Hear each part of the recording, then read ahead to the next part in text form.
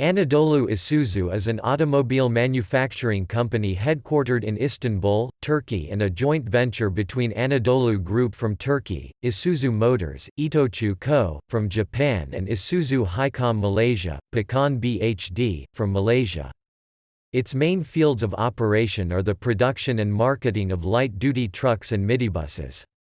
Since the establishment of the company in 1984, more than 80,000 commercial vehicles have been produced in accordance with the Isuzu Motors license agreement. Anadolu Isuzu is the first Turco-Japanese joint venture in the automotive sector. The experience and know-how of Anadolu Isuzu dates back to the Çelik Montaj, which was established in 1965 to build pickups and motorcycles. The company continued to produce Škoda pickups until the end of 1986. In 1984 the company started to produce Isuzu vehicles in Istanbul Kartal plants. In 1999 Anadolu Isuzu has moved to the new Gebze Sekirpınar facilities, in the Çayırova district of Kocaeli province.